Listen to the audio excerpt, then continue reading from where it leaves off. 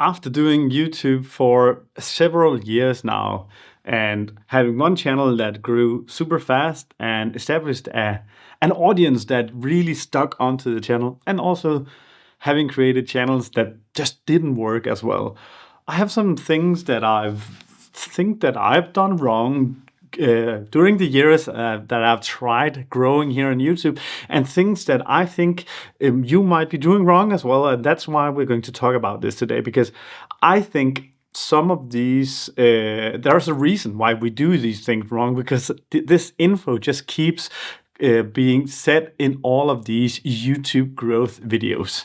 Now, one of the first things that I would say is completely wrong is that there is no single setting in your YouTube backend on your videos that will help you grow on YouTube. Even though there is so many videos from a different kind of YouTube growth gurus out there that will tell you that just by changing this setting or having this feature on and off will kill your channel. And I'm just like, besides turning on the YouTube Kids function, that's just not going to happen to you. It's not like the growth on your channel is not hindered by one thing in your backend that you forgot to put on.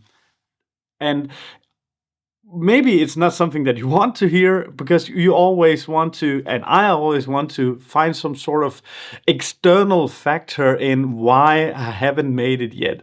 Why this channel doesn't have more than 100 subscribers, and why you might be stuck at the same point at 100 subscribers. Now, this channel is only 2 months old, so I'm actually quite happy with 100 subscribers, and I feel like I'm going for these. Maybe you're one of them out there who want to subscribe. I would rather have 100 subscribers who like my content than thousands and thousands of subscribers where I have no connection with any of you. But going back to this one setting, I don't know why and where this info started and why these gurus keep repeating it, but I'm just 197% sure that there's no single thing in your YouTube videos that can be changed a setting or so that will help you blow up. Now, why am I sure that it's like this? Because you can say, oh, Simon, you have no video that's a million views yet, or something, and maybe there is a hidden setting. No. Because if there was this one hidden setting, then this would have been reverse engineered so many times during the past 2 decades that YouTube has been here. I don't remember the stats, but you can look it up or ask ChatGPT or something. There is like millions and maybe even billions of videos being uploaded monthly to YouTube. And you only get to see those who really work. And do you really believe that it's because they have a setting on and off in their videos that make it work better? Now, the next thing on the list here is that the only thing that really matters is your title and your thumbnail. And now it matters for different reasons that what I have been looking into all the time. I have been looking at my thumbnails and saying, oh, are there not a good enough graphics or good enough quality of the thumbnails? And or are the title not exciting enough? And that's wrong, actually. And this might be hard for me to explain because I'm not a native English speaker. I don't know if you can hear that, but it's about the idea and getting the idea across the screen. Now, the reason why this channel is not really at thousands and millions of subscribers is that my content here, my ideas behind my videos, are not groundbreaking. I'm trying to, in this video, at least tell you something that I'm from my experience. So it's more like an experience-based channel, whereas good ideas will transcend your main audience and could go through all of YouTube, you see Ryan Trahan visiting one-star hotels and so on, and that's an idea that's great because you see the idea on YouTube and say, what's that all about? And then you want to see it. I recently clicked on a video. I think it was called My $43,000 Mistake. And there was something on the thumbnail that I couldn't really figure out what was. And I was like, I need to see what this is. So I clicked on it. And that's a good idea because it's an expensive mistake, and you want to see what that mistake was because that's an expensive mistake you don't want to do in your life, right? So ideas on YouTube is just so much more important, and it's so hard to understand how to show your idea and to validate your idea. It's hard to know if you have a good idea. I think that's something that when Mr. Beast talks about this in all of his podcasts, I hate to use him as an example, but he said it's all about the idea, the brainstorm, the idea, all it over and over and over. And I think when you have these creators on the platform that just know how to grow and keep growing and growing and growing, it's because they have nailed the format of making good ideas for the content. And to be honest, I don't know how to do that yet because it's not a tactic. It's not about using the right software. It's not about using the right camera. It's not about having 4K quality. It's not about structuring your titles in the same way, because I think, to be honest, I think I'm good at making titles. If somebody has a good video idea, I think I can master making great titles for that video. I think I am good at making thumbnails, and you might be the same out there. But your and my idea is not just transcending our audience. My videos here are hitting kind of the same people all over, but over and over again, which is good because that creates community. So you're creating a deeper connection with your audience. The next thing is one thing that helped me grow on my gaming channel really fast is something that's, again, not a YouTube tactic per se, but it's an overall marketing tactic. It comes down to branding. And when I'm talking about branding, I'm not talking about a logo on the corner on my video, and I'm not talking about the name of the channel because the name is almost the same as this channel here, and it's not about that. I branded the channel about branding the channel on YouTube is more about how you brand your content, and it's about creating something that the viewer know what to expect when they see you, and that you create a brand about your content. I need to explain this better. When the viewers see your thumbnail, they know what kind of content to expect. Now, I watch Typical Gamer a lot, and I've also watched Ludwig in the past, but I watch Typical Gamer a lot. And I've been watching a guy called Mark something the last few days, and he makes gardens for people. But when I see his thumbnail, or when I see a Typical Gamer's thumbnail for a live stream, I know what to expect. It's comfort content for me. I know what to expect. I know what I'm getting. And my videos on the gaming channel that I made had the same intro song. And I'm not saying they should make an intro. It's not what you're hearing right now.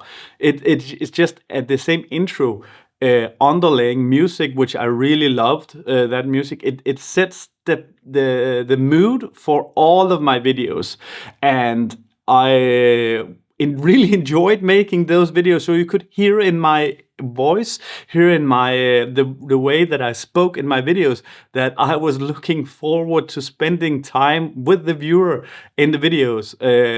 I don't know if I come across like this right now, but I really also enjoy spending time making these videos for you. So what I'm trying to say is that creating a brand in your videos that you can almost see in your mind right now. You could see something, a Mr. Beast video. You can see what it is, and you could see a Ryan Trahan video. It's the wholesome, funny, or just down to earth kind of video. And there's just so many creators out there where you can see. Like, you can imagine in your mind a Casey Neistat video, or a Peter McKinnon video, or a Ryan Trahan, Mr. Beast, or if you have like a list of other favorite creators. You can also say maybe vidIQ in this space, because you can see some of the videos in, like, you know the setting, you know what it's about, you know the music, the feeling, and that's branding. In videos, that's branding. It's you creating some sort of comfort, something to get back to. And it's not about the sets, it's not about the colors, it's about creating the same kind of feeling, the same kind of type of video. That was easy in a gaming video space, where I made videos on the same game and even the same structure of videos, and I used the same intro music and so on. I used the same character, and everything was easy for me. I haven't really nailed how to do that yet in these videos. If you can see one of the things that I'm trying in my last few videos, that I'm trying to do all over and over and over again, then please let me know in the comments if you notice it. And the fourth thing that's so hard to emulate, to create, if you don't have it yet, or it's just something that comes with time. For me, it's also something that I'm working on in my videos, and something that I will continue to hopefully improve. It's the charisma on camera. So I would say the idea behind the video and the charisma on camera is the two main factors that takes videos and blow them up. If you have an idea that is exceptionally good, it can blow up without the charisma. If you have like on-camera charisma, you can blow up without good ideas. We have seen both things happen, but if you have both, it's just a magic recipe. So I'm not saying that we could have the best idea for a video. I'm not saying that we could be the most charismatic person ever. But I say that maybe a guy like Ryan Trahan is leaning on the charismatic part, and a guy like Mr. Beast is leaning on the idea that transcends his audience all the time. So if you could, and if I could improve my idea every time, and if I could improve my charisma every time, so that the next video, maybe I think about how I present and how I talk in my videos, and I'm maybe using my arms, maybe using my on-camera presence here, so I can improve my charisma. I could come across to you more energetic, maybe in some sort of way, and then maybe sometimes along the way my ideas get better and my charisma get better, and at some point these two will hit this glass ceiling of transcending the audience, and maybe the next video again, you will get 1,000 videos views, not videos, and maybe you'll at some point make a video that just had the right idea and had the right charisma for that video, and that video maybe will hit 10,000 views, or even 50 or 100,000 views. Now, I know that for a fact I have 2 channels with videos that have hit these numbers. I have not hit 1 million views yet. I have videos that is over 100K views. And the thing that's common in these videos is that I've had an idea, something that you couldn't help but wanted to click. And it's hard to judge yourself, but I would say that I was, at least in some of them it was product reviews, and in my videos I was clearly honest in my video, so maybe that was something that helped. And in my gaming space, I really, it sounded like I had some fun. At least I even think that I was laughing in some of my videos.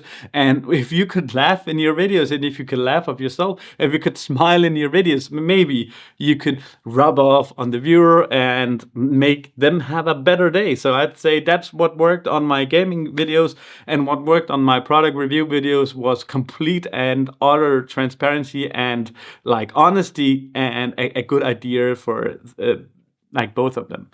So that was it for today, and YouTube thinks that this video would be the perfect one for you to watch next. Hopefully I'll see you in the future. Thank you so much for watching. Bye.